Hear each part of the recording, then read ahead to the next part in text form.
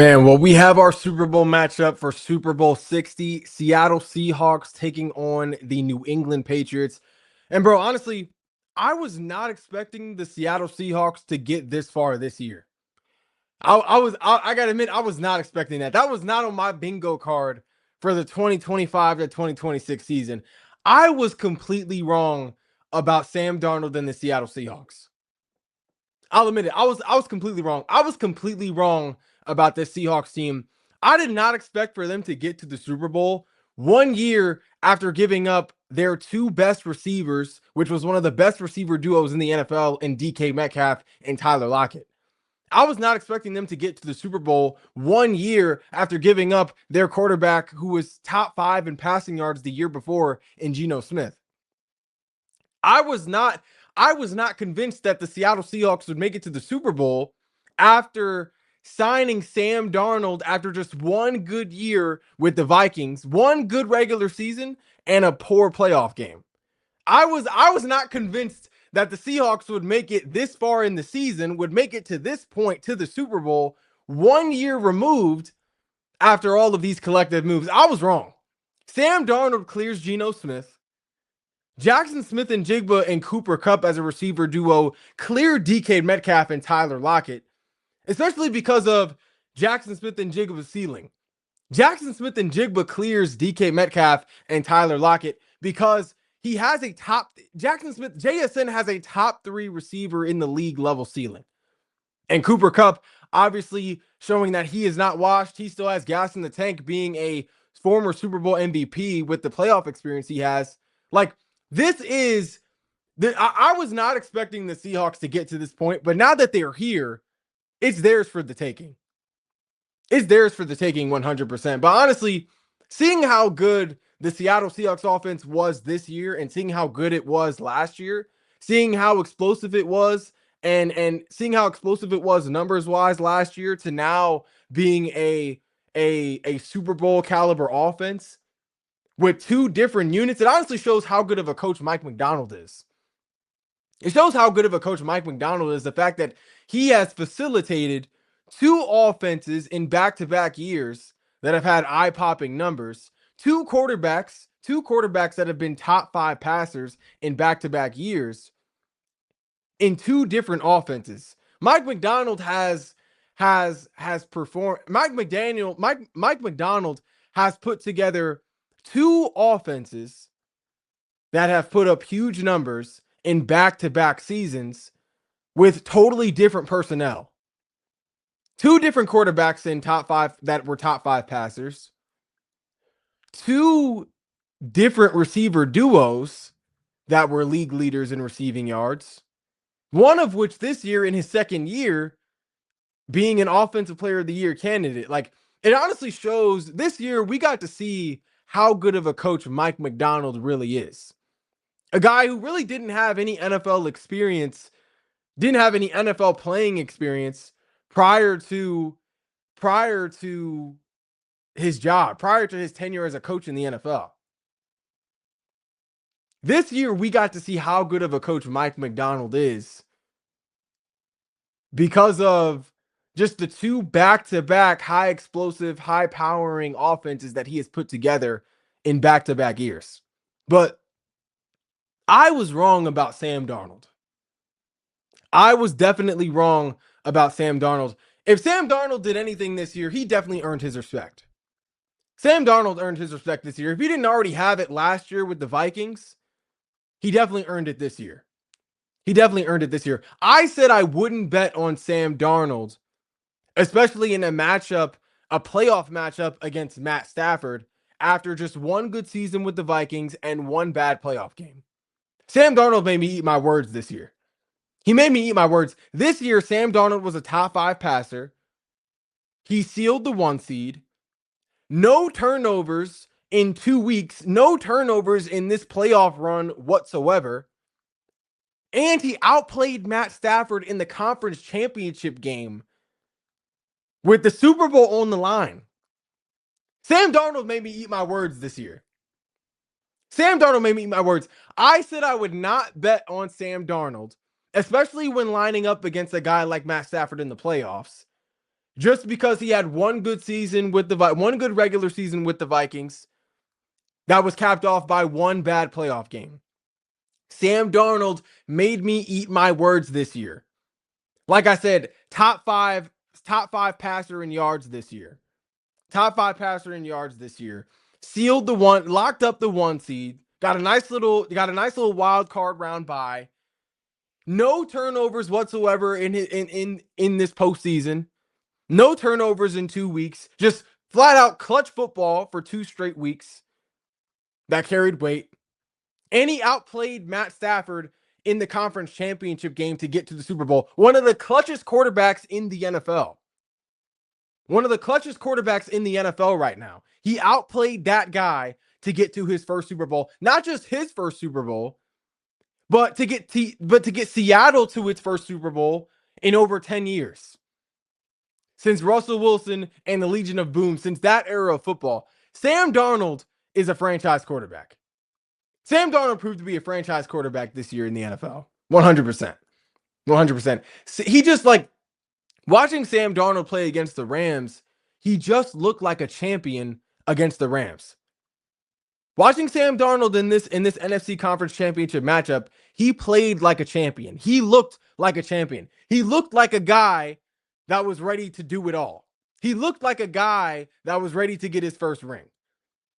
I mean, 346 passing yards, 3 touchdowns, an 83 QBR, and a 128 passer rating. He was efficient. He put numbers on the board. He was not afraid to throw under pressure. He did a great job throwing under pressure, stepping up in the pocket and throwing through contact. He was extremely accurate throwing through tight windows. He made great decisions. He was a great decision maker. He got to show off the arm strength, and he took great care of the football. No turnovers whatsoever on the night.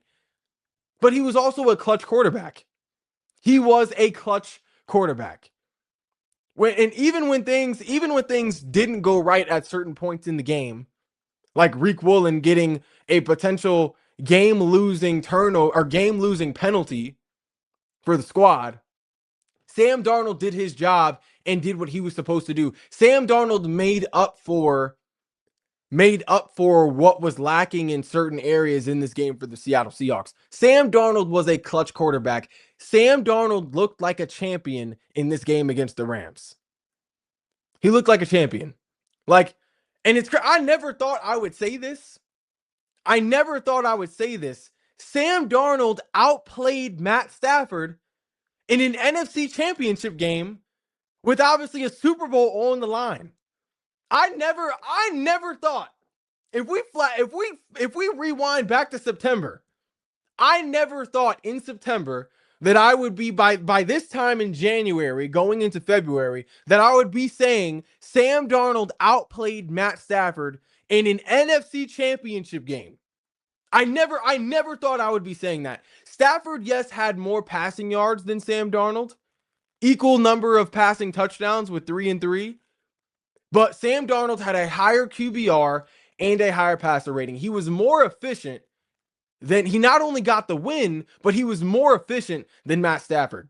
Matt Stafford had an 82 QBR and a 127.6 passer rating. Sam Darnold had an 83 QBR and a 127.8 passer rating. But not only was he slightly more efficient, he also won the game despite the defense, i.e. Rick Woolen, trying to give the game away. Rick Woolen's dumb bonehead taunting penalty that put Matt Stafford in a position to make it a 1-score game, put them in a position to pull off a comeback. Despite Rick Woolen's penalty, Sam Darnold still held and maintained the lead enough to get the win. Sam Darnold made up for Rick Woolen's bonehead mistake, immature mistake, stupid mistake, and still came through with the W. That's what clutch quarterbacks do. Clutch quarterbacks make up for the mistakes of others around them. Clutch quarterbacks make up for the faults and what is lacking for the things that are falling apart around them. That's what we saw Sam Darnold do tonight against the Rams. That's what we saw Sam Darnold do. Sam Darnold Like, Sam Darnold outplayed Matt Stafford. Now, Matt Stafford did capitalize off that penalty by Reek Woolen by making Reek Woolen pay for it on the very next play with that touchdown to Puka Nacua one-on-one on Reek Woolen. He did capitalize off that penalty, made it a one-score game for the Rams. But Sam Darnold, despite his DB letting him down, and despite a seasoned quarterback like Matt Stafford capitalizing off of his mistake, Sam Darnold still maintained the lead. Sam Darnold didn't let Reek Woolen's mistake hurt the squad. Sam Darnold didn't let the mistake of his teammate hurt him or the team's chances at a Super Bowl. That's what clutch quarterbacks do. Sam Darnold outplayed Matt Stafford not only statistically, not only by being slightly more efficient than him, but by also making up for the mistake of his teammate, not allowing the mistake of his teammate to hurt the team. Sam Darnold outplayed Matt Stafford. It's crazy. I never thought I would be saying that. But also, Sam Darnold may have very well saved Reek Woolen's career in Seattle. He very well may have saved Reek Woolen's career in Seattle. Reek Woolen, going into a franchise year, almost gives the game away to the Rams. Seattle is up 2 scores. They just got a 4th and 12. They just got a stop on 3rd and 12, leading to 4th and 12. Reek Woolen gets a penalty for taunting because he is on the Rams sideline talking trash to Matt Stafford and Sean McVay. Not just towards their sideline. He's in the white. He's closer to the Rams sideline than he is to the field itself, standing on the white. Reek Woolen, in what could have been potentially a game-losing penalty for the Seahawks, with Matt Stafford answering that penalty with a touchdown to Puka Nacua on Reek Woolen, making it a one-score game, really putting them in a position to potentially win the game, pulling off the comeback. Sam Darnold made up for Reek Woolen's mistake and maintained the lead. He did not fold under the pressure. He did not succumb to a Matt Stafford comeback. Sam Darnold continued to play his brand of football that he has shown this season. He took care of the football. He continued to be efficient, and he came through with the W. He still pulled off the W. Sam Darnold may have very well saved Reek Woolen's career in Seattle, especially with Reek Woolen now going into with Reek Woolen being in a contract year, going into a free agency year. Sam Darnold may have very well saved not only Seattle's season after that penalty, but also Reek Woolen's potential career in Seattle. Reek Woolen's tenure in Seattle. Like, I mean, honestly, it's Sam Darnold honestly has now one of the best stories in the NFL. One of the best stories in the NFL. Tonight against the Rams, in this NFC Championship against the Rams, Sam Darnold now becomes the first quarterback out of the 2018 draft class to make the Super Bowl. That 2018 draft class consists of Josh Allen, Lamar Jackson, and Baker Mayfield. Sam Darnold now is already more of a winner than Josh Allen, Lamar Jackson, and Baker Mayfield. Two guys of which are MVPs. In one season in Seattle, Sam Darnold has already accomplished more than Josh Allen and Lamar Jackson. Sam Darnold has already accomplished what Josh Allen and Lamar Jackson have yet to accomplish, and that is make it to a Super Bowl. We're talking about a guy that has been on 5 teams in the NFL. Within their career spans, we're talking about a guy that has been on 5 teams in the NFL. Starting off with the Jets, the Panthers, the 49ers, the Vikings, and now the Seahawks. 2 of those teams for which he was a backup, being a backup on the 49ers to Brock Purdy, being a backup on the Panthers for one of the years he was in North Carolina to Baker Mayfield. A guy who really, like 3 seasons ago, was on his way out of the NFL. Almost played his way out of the NFL. A guy who went through all that in the same career span as these other guys who have won all pros, won MVPs, multiple trips to the playoffs. This guy is now making his first Super Bowl trip, is getting to a Super Bowl, is the first quarterback out of this draft class to get to a Super Bowl. That guy has already in one season accomplished what Josh Allen and Lamar Jackson have yet to accomplish. We're talking about the 2 MVPs. That guy who has been tossed around from team to team in the NFL was almost on his way out of the league, will now be appearing in a Super Bowl, will now be starting in a Super Bowl before 2 MVPs. Before 2 MVPs, one of which is a 2-time MVP.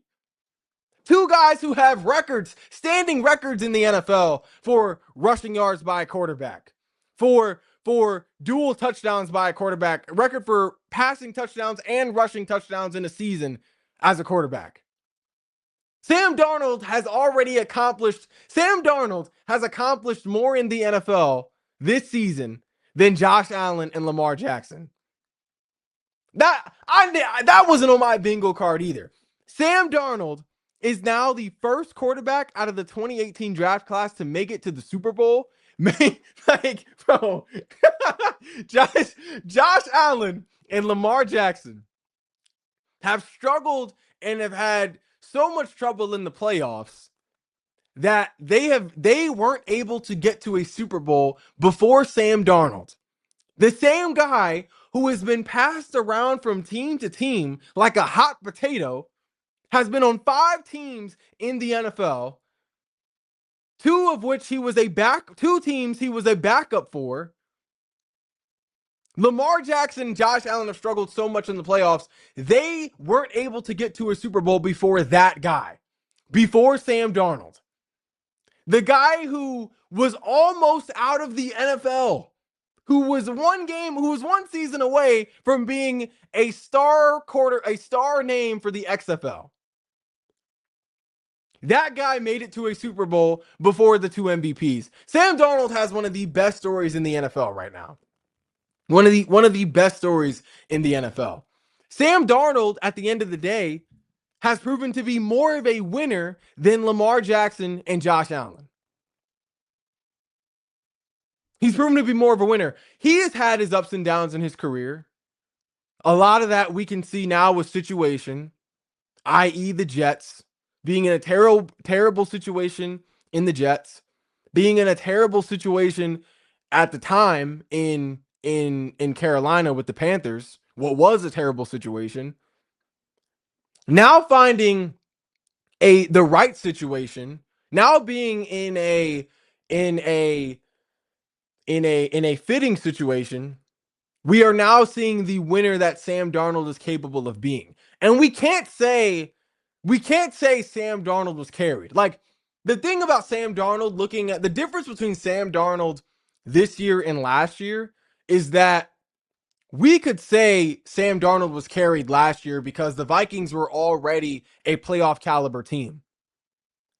They already had one of the best defenses in the NFL. They already had one of the best receiver duos in the NFL. They already had one of the best O-lines in the NFL.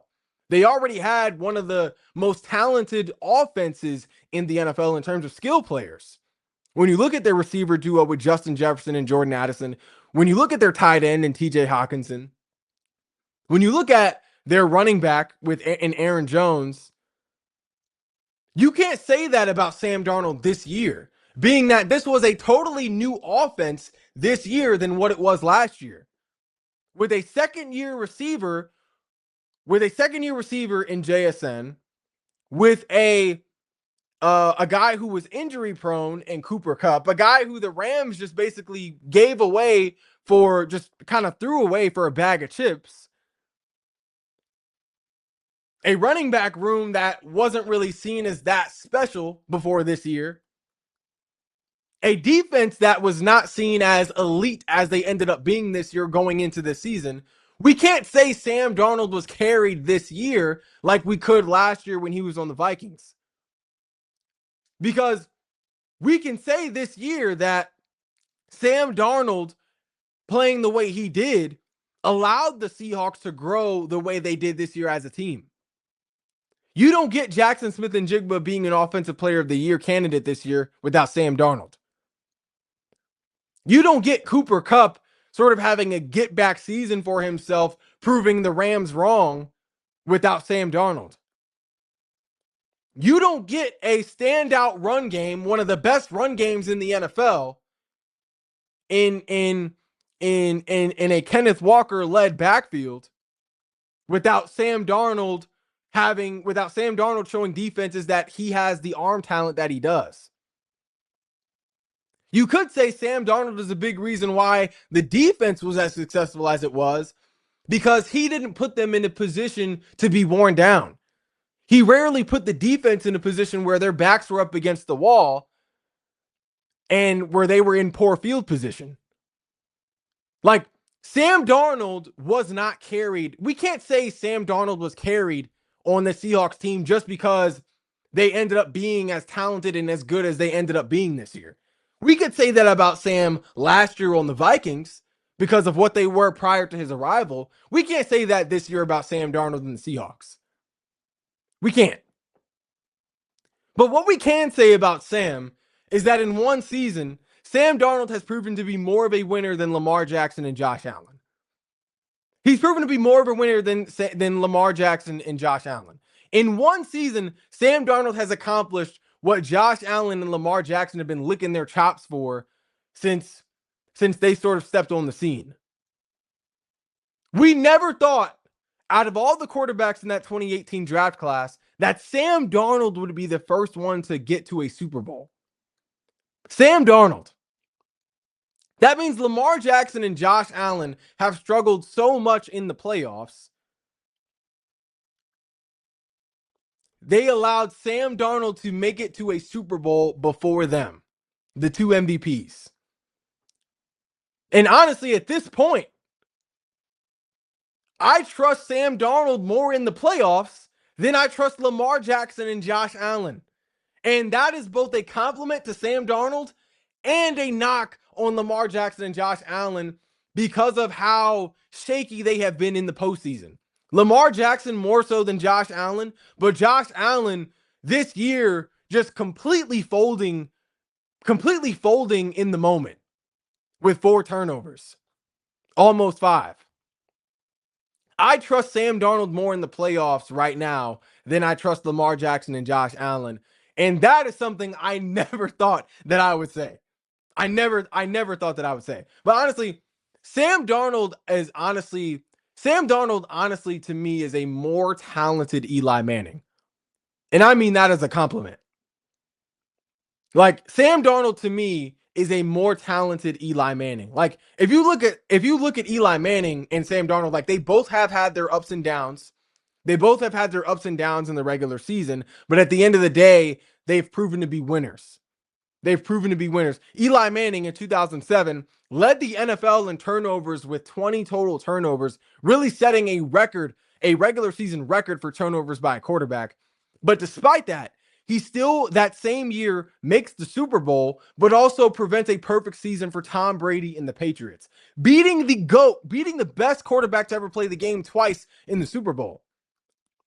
Sam Darnold this year in 2025 ties Eli Manning's turnover record with 20, but despite that, still makes the Super Bowl, and funny enough, will likely beat the same team in the Patriots for his first ring. Not just his first ring, but Seattle's first Super Bowl appearance in over 10 years. Like, Sam Darnold is more talented than Eli Manning because he has a stronger arm, he's more mobile, he's more athletic, he can just do more physically, he's more of a playmaker. He obviously had a better season, respective season this year than what Eli Manning had at that point, being a 4,000 yard passer, and being top 5 in passing yards.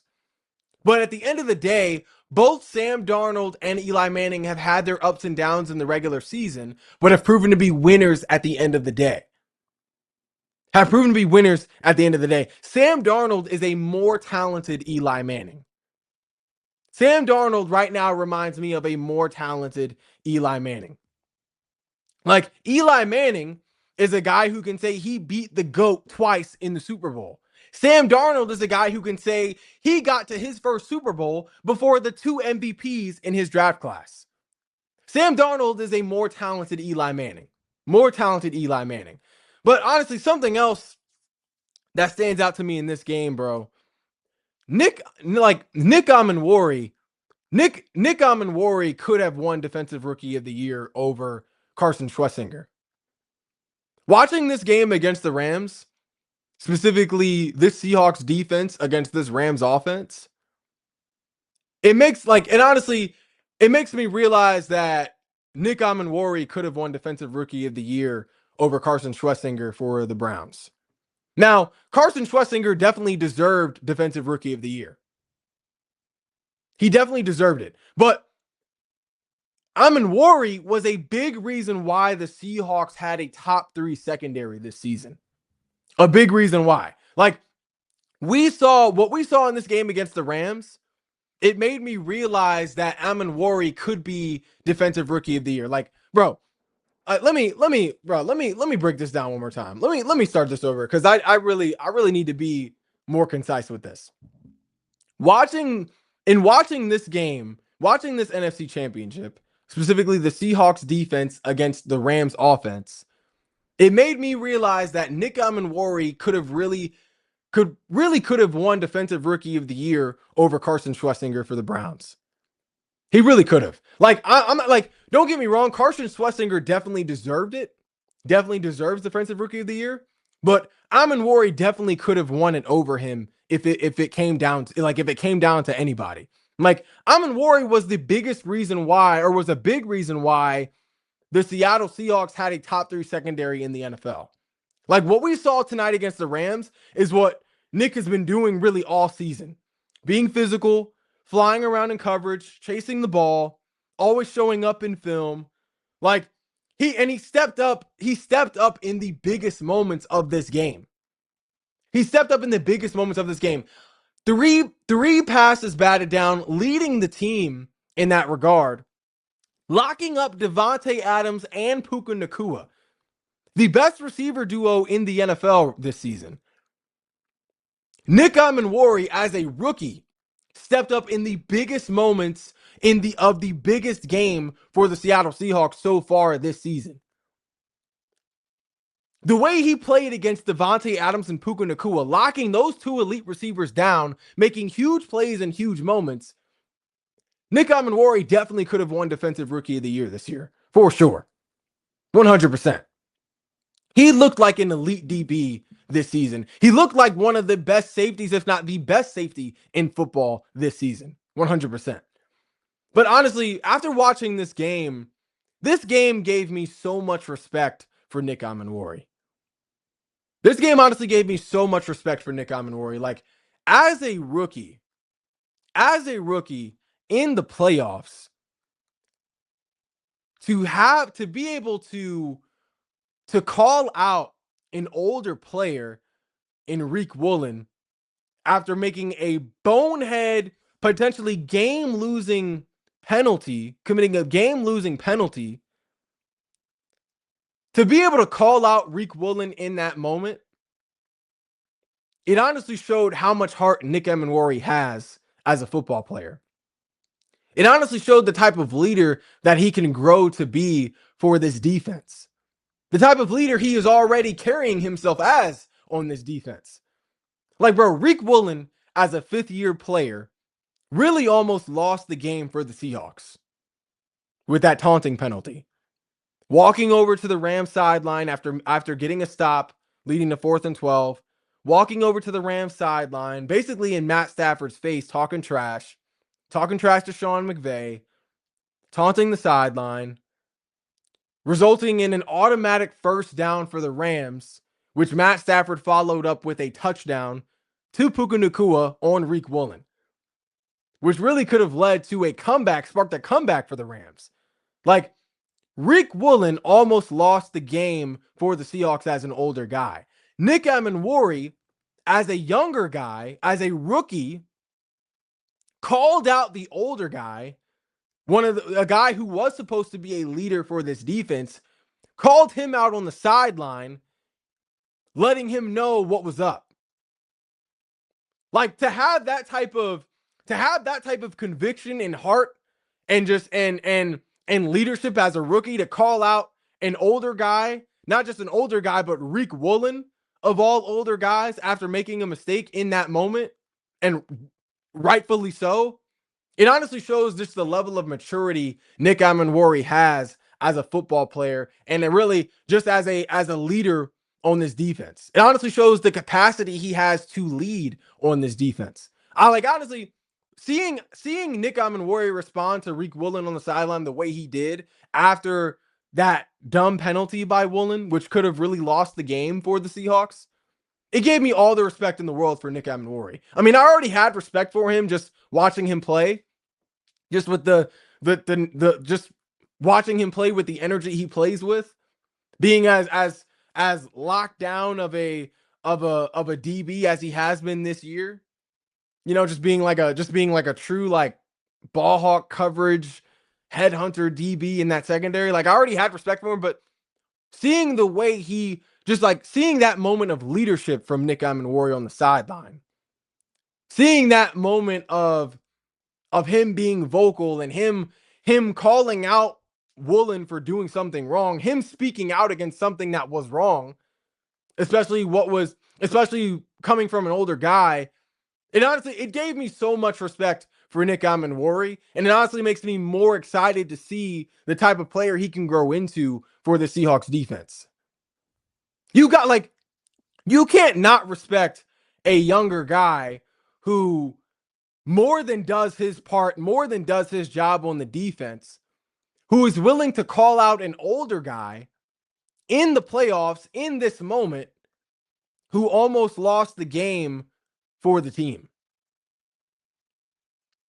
A guy who was supposed to be one of the best corners in the NFL, a guy who was supposed to be a leader of the defense, a guy like that who makes a mistake, the type of mistake that he made that could have led to the Seahawks losing in this game, falling short of a Super Bowl.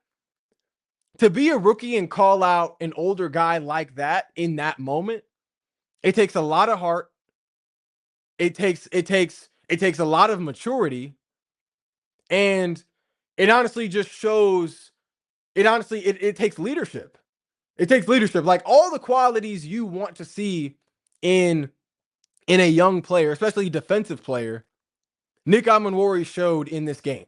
He not only showed he can execute on the field, he not only showed that he can do his part and lock down the deep thirds of the fielding and contribute to a blanket coverage, but he showed he can also lead in the locker room. He showed he also has one of the biggest hearts on the team and isn't afraid of anybody. Isn't afraid to talk back to anybody. Isn't afraid to speak up for what's right and what's wrong. Like, Nick Amenwori showed all of the traits that you want to see in your star player, in one of your young star players. I got all the respect for Nick Amenwori now, and I honestly hope he wins his first Super Bowl ring, but I think he will. I definitely think the Seahawks beat the Patriots in Super Bowl 60 in 2 weeks. I definitely think the Seahawks come through with the dub, but I'll have a full Super Bowl preview. I'll be doing for my next episode, I'll be doing a full Super Bowl preview going into Super Bowl 60. But that's all we got for today's edition of No Shame with Shane. If you haven't already, be sure to like, follow, and subscribe to all of our social media platforms, and I'll be back later on with more Shameless Takes.